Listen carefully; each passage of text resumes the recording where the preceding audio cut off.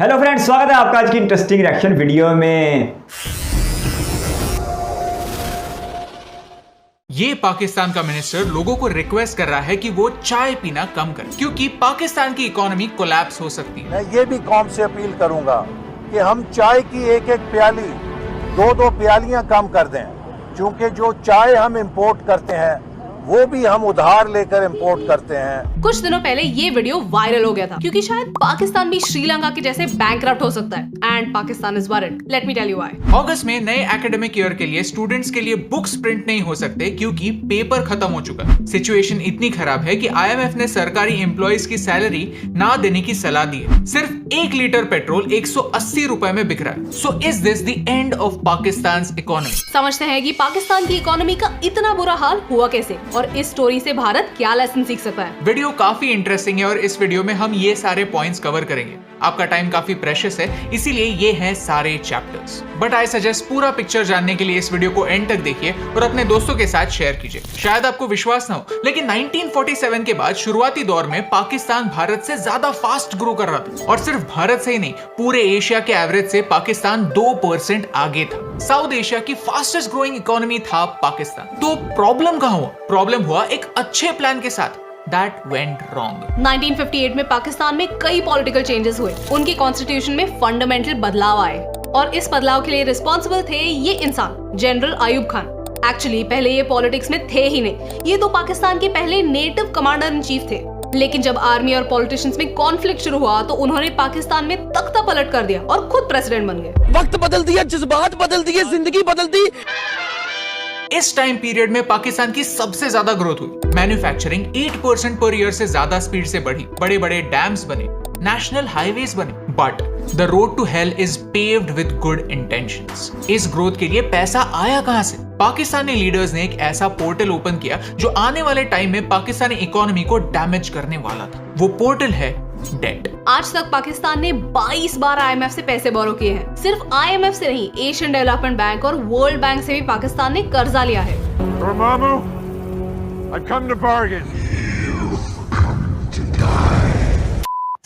Date by itself बुरा नहीं होता। ऑलमोस्ट हर देश किसी दूसरे देश से या किसी ऑर्गेनाइजेशन से डेट लेता है, लेकिन उस पैसे का इस्तेमाल कैसे होता है इस पर उसका सक्सेस या फेलियर निर्भर होता है। डेट से आया हुआ पैसा अगर देश की डेवलपमेंट में यूज हो तो डेट देश को आगे ले जा सकता है। लेकिन एजुकेशन, स्किल डेवलपमेंट, इंफ्रास्ट्रक्चर पर पाकिस्तान का फोकस था ही नहीं। फोकस था मिलिट्री पर। पाकिस्तान के बजट को खोलकर देखे तो साफ साफ दिखता है कि पाकिस्तान सबसे ज्यादा 2 चीजों पर स्पेंड करता है। पहला है डेट रीपेमेंट और दूसरा है डिफेंस यानी आर्मी। हर साल पाकिस्तान आर्म फोर्सेस पर होने वाला खर्चा बढ़ाता है। एक वॉर में कोई विनर नहीं होता क्योंकि नुकसान दोनों साइड्स का होता है। पैसा भी वेस्ट होता है और जाने भी जाती हैं। ये जानते हुए भी पाकिस्तान की प्रायोरिटीज नहीं बदली। डेवलपमेंट ना होने की वजह से इनकम सोर्सेज बढ़े ही नहीं। आज भी 42% पाकिस्तानी लोग पढ़ लिख नहीं सकते। ऐसे सिचुएशन में फॉरेन कंपनीज पाकिस्तान में क्यों आएंगी? लोगों को जॉब्स क्यों देंगी? इस सारी सिचुएशन की वजह से पाकिस्तान एक ऐसे डेट ट्रैप में फंस गया है जिससे निकलने का एक ही तरीका है, और डेट लो। सोचिए, आप एक गाड़ी लेते हैं लेकिन वो गाड़ी चलाने के लिए आपके पास पेट्रोल नहीं है, तो आप पेट्रोल पंप पर जाकर पेट्रोल उधार लेते हैं, लेकिन ठीक से प्लान नहीं करते तो आधे रास्ते ये पेट्रोल खत्म हो जाता है। तो आप किसी और पेट्रोल पंप पर जाते हो और वहां से पेट्रोल उधार लेते हो, पहले पैसे चुकाए बगैर। पाकिस्तान का हाल कुछ ऐसा ही है। लेकिन सिचुएशन सबसे ज्यादा खराब तब हुई जब पाकिस्तान अपनी गाड़ी चालू रखने के लिए सबसे चालाक पेट्रोल पंप पर गया, चाइना।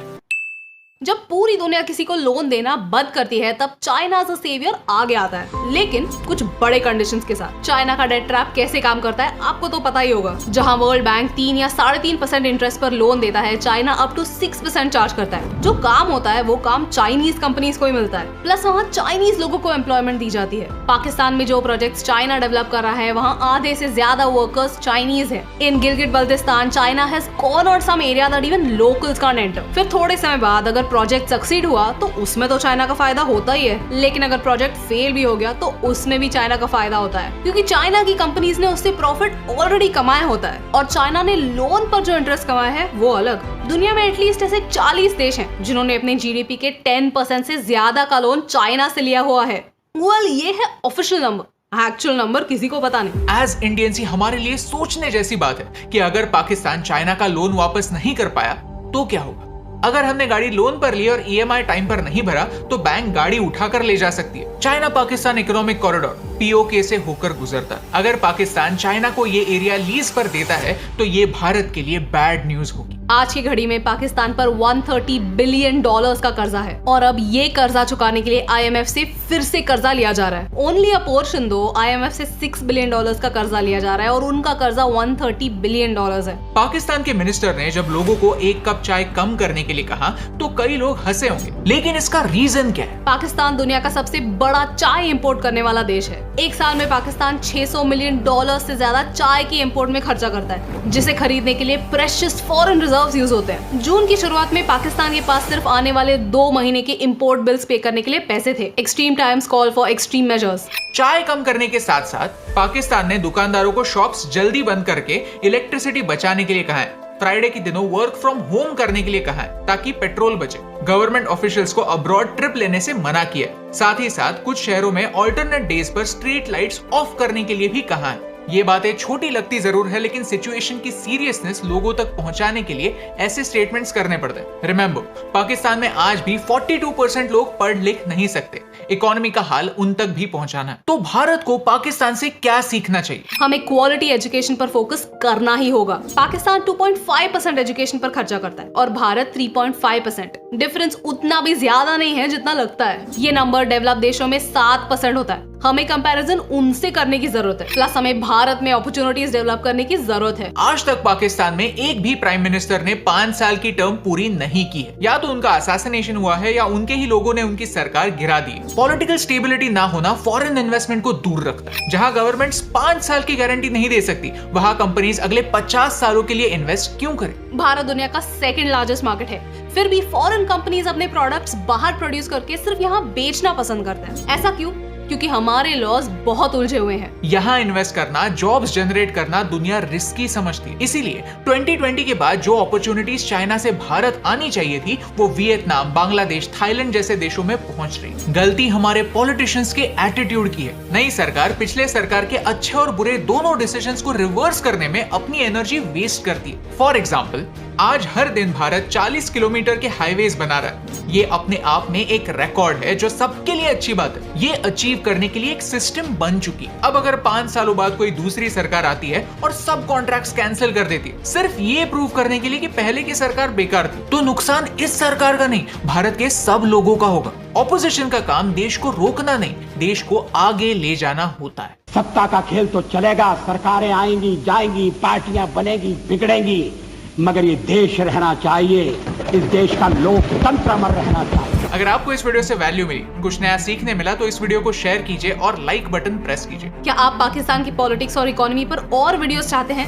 तो हमें कमेंट्स में बताइए। क्योंकि हमारे आसपास की दुनिया में क्या चल रहा है, ये समझने के बाद हम प्रिवेंटिव मेजर्स ले सकते हैं। हमारे लीडर से बेहतर अकाउंटेबिलिटी डिमांड कर सकते हैं और हमारे देश को बैंकरप्सी से बचा सकते हैं। और यही इंपॉर्टेंट मैसेज आप तक पहुंचाने से मुझे फर्क पड़ता है।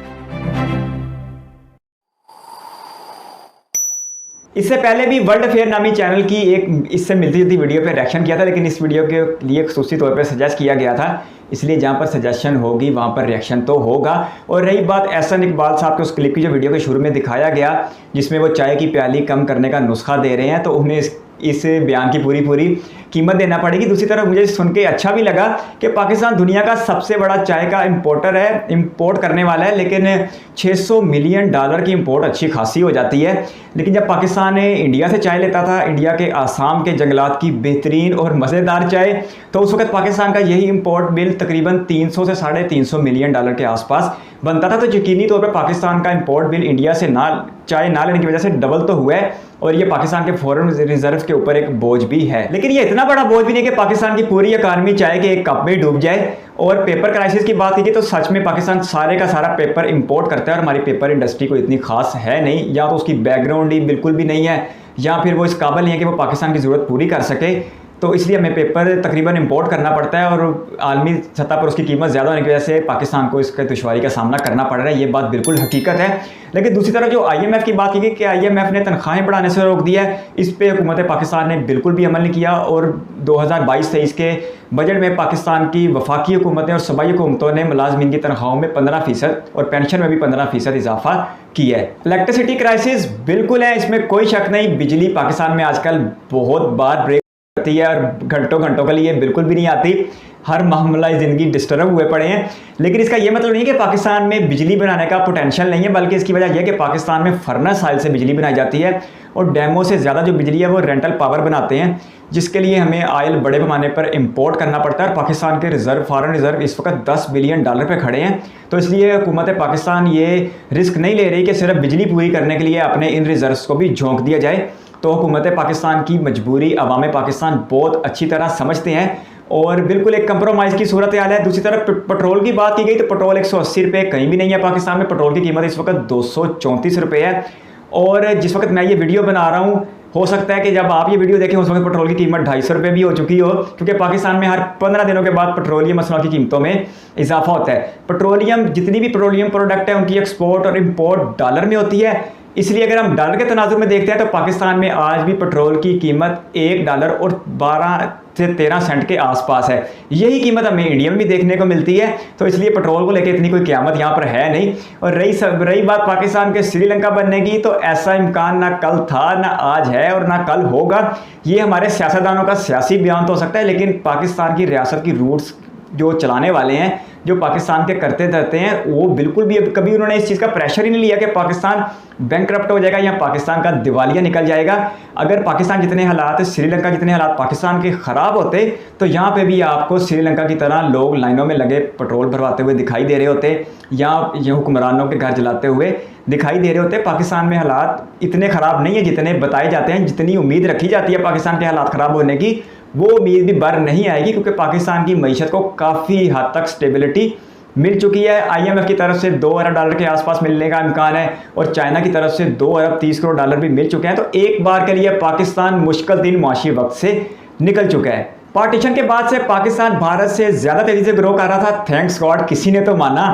खैर, पाकिस्तान का अच्छा वक्त गुजर चुका, लेकिन इसका यह मतलब नहीं है कि आइंदा पाकिस्तान पे मुआशी एतबार से कभी भी अच्छा वक्त नहीं आएगा। अगर 1991 में भारत इस कदर इकोनॉमिक क्राइसिस में था कि वो अपना बजट पेश नहीं कर सका था, और आज भारत इस पोजीशन पे खड़ा है कि वो दुनिया की फास्टेस्ट ग्रोइंग $1 ट्रिलियन इकॉनमी है, तो कल को पाकिस्तान पे भी ऐसा सिनेरियो बन सकता है। पाकिस्तान कभी गुजरे हुए वक्त में भी एशिया का सबसे फास्टेस्ट ग्रोइंग मुल्क था, और आने वाले वक्तों में पाकिस्तान के माशी हालात बेहतर होंगे, क्योंकि पाकिस्तान के जो मौजूदा वज़ीर आज़म है शहबाज शरीफ साहब, उन्हें इस चीज़ का मुकम्मल तौर पर अदराक हो चुका है कि IMF के पास जाने से, चाइना के पास जाने से वक्ती तौर पर तो इस आग के ऊपर पानी डाला जा सकता है, लेकिन देर पा मकासद हासिल करने के लिए हमें खुद पे भरोसा करना पड़ेगा और CPEC जैसे बड़े मंसूबे को चलाना पड़ेगा। CM शहबाज शरीफ ने 2 माह के अंदर 2 बार बलूचिस्तान का दौरा करके CPEC के ऊपर खुसूसी तौर पर काम तेज़ करने की हदायत किया, और उन्हें इस बात का यकीन है कि CPEC जब कामयाब होगा तो पाकिस्तान को उससे यकीनी तौर पर मुआशी फ़ायदे हासिल होंगे। लेकिन दूसरी तरफ जो पाकिस्तान ऑक्यूपाइड कश्मीर यानी जम्मू कश्मीर का जो इलाका है वो कश्मीर चाइना के हवाले करने की बात की गई है, तो ये सिर्फ एक सोशल मीडिया की हवाई थी, इस बात की कोई तस्दीक ना हुई थी और ना ऐसा होगा। वीडियो ने ये बात दुरुस्त थी कि पाकिस्तान अपनी आज़ादी के बाद से ही सियासी अदम इस्तेहकाम का शिकार हो गया था, और पाकिस्तान का पहला आइन जो 23 मार्च 1956 को नाफिज हुआ था, यानी कि पार्टीशन के 9 साल बाद, वो नाफिज होने के सिर्फ 2 साल बाद तोड़ दिया गया, और पाकिस्तान के पहले चीफ ऑफ आर्मी स्टाफ जो आगे चल के पाकिस्तान के पहले चीफ मार्शल लॉ एडमिनिस्ट्रेटर बने, जनरल अयूब खान, वो इक़्तिदार पर काबज़ हो गए थे। लेकिन दूसरी तरफ ये बात बिल्कुल सच है कि पाकिस्तान के लिए अपने दिफा को मजबूत करना अपनी किसी भी ज़रूरत को सबसे आगे रखने से ज़्यादा ज़रूरी था, क्योंकि दिफा के मामले में पाकिस्तान ने कभी कंप्रोमाइज़ नहीं किया, और पाकिस्तान की जियोग्राफी ऐसी है कि पाकिस्तान ऐसा कर भी नहीं सकता था, क्योंकि दुनिया की एक सुपर पावर को तोड़ने का इल्ज़ाम पाकिस्तान के सर है, दुनिया की एक सुपर पावर को अफ़गानिस्तान में हराने और निकालने का इल्ज़ाम पाकिस्तान के सर है, और दुनिया की तीसरी और उभरती हुई सुपर पावर चाइना का सबसे करीबी और काबिल एतमाद एलाई होने का इल्ज़ाम भी पाकिस्तान के हाथ में है, पाकिस्तान के सर पे है। तो इसलिए पाकिस्तान को बिल्कुल भी अपने डिफेंस पर किसी किस्म का कंप्रोमाइज़ नहीं करना चाहिए, तो पाकिस्तान ने ऐसा ही किया। पाकिस्तान की कोई भी हुकूमत थी, चाहे वो जमहूरी थी, चाहे वो फौजी आमर थे, कुल मिला के तकरीबन 23 बार पाकिस्तान IMF के पास गया, क्योंकि IMF के पास जाने के बाद वर्ल्ड बैंक और एशियन डेवलपमेंट बैंक से भी कर्जे बड़ी आसान शरह सूद पर मिल जाते हैं। लेकिन अगर किसी का ये ख्याल है कि पाकिस्तान ने उन कर्जों से सिर्फ और सिर्फ अपने डिफेंस को मजबूत किया, तो ये बिल्कुल गलत बात है। अयूब खान के ज़माने में पाकिस्तान की खुशहाली का ज़माना था और पाकिस्तान में दुनिया के बड़े बड़े डैम बन रहे थे, दुनिया की बड़ी बड़ी सड़कें बन रही थी और पाकिस्तान में सही मायनों में मुआशी खुशहाली भी आ रही थी। पाकिस्तान का डिफेंस बजट रुपयों में तो बढ़ रहा है, करेंसी में तो बढ़ रहा है, लेकिन अकॉर्डिंग टू GDP ये पिछले साल से 100 बिलियन रुपए कम है। दूसरी तरफ जो लिटरेसी रेट की बात की गई 58 बताया गया, थोड़ा सा हाथ और खुला कर देते तो 63 तक अदादोशुमार पाकिस्तान के हैं लिटरेसी रेट के।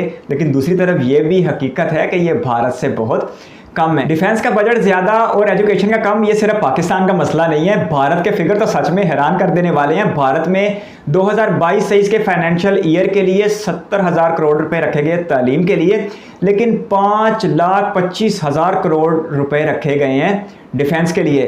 तो डिफेंस हर एक के लिए बहुत ज़्यादा ज़रूरी है, चाहे वो भारत हो चाहे वो पाकिस्तान हो। बाकी चाइना डेप्थ ट्रैप एक हकीकत है और हमने दुनिया के कई मुल्कों को चाइना के इस ट्रैप में फंसते हुए देखा है। चाइना ने अमेरिका से यही सीखा है कि अगर किसी मुल्क को फतह करना है तो वहाँ फौजें भेजने की बजाय, उन हुकूमतों को गिराने की बजाय उन मुल्कों को इतने बड़े कर्जे दे दो कि वो कभी भी आपके कर्जों के चुंगल से बाहर ना आ सके। लेकिन अगर किसी का ख्याल है कि पाकिस्तान में चाइना सिर्फ पैसे कमाने आया है और कर्जे देकर पाकिस्तान से चाइना सिर्फ इंटरेस्ट रेट की वापसी की उम्मीद रखता है, तो ये उसकी, मेरा ख्याल है कि उसके इल्म की अच्छी खासी कमी है और उसकी गलत फहमी है। चाइना के पाकिस्तान में इंटरेस्ट और नौयत के हैं और भारत बहुत बेहतर जानता है कि चाइना आखिर पाकिस्तान से चाहता क्या। एट दी एंड में इस बात को एक बार फिर दोहरा देता हूं कि पाकिस्तान की पूरी कौम इस वक्त हुकूमत के साथ खड़ी है और अपनी मईशत को बचाने के लिए, पाकिस्तान की रियासत को मुआशी तौर पर मजबूत करने के लिए ये अवाम हुकूमत के साथ खड़ी है। और पाकिस्तानियों को इस बात का यकीन है कि आने वाले चंद हफ्तों या महीनों में हालात आज की निस्बत बहुत ज़्यादा बेहतर हो जाएंगे। अगर 1991 की इस मुआशी इस्लाहात के बाद भारत की इकानमी बेहतर हो सकती है, तो उसी 90 की दहाई में पाकिस्तान एशियन टाइगर बनने का ख्वाब देख रहा था, ये ख्वाब फिर से हकीकत बनेगा।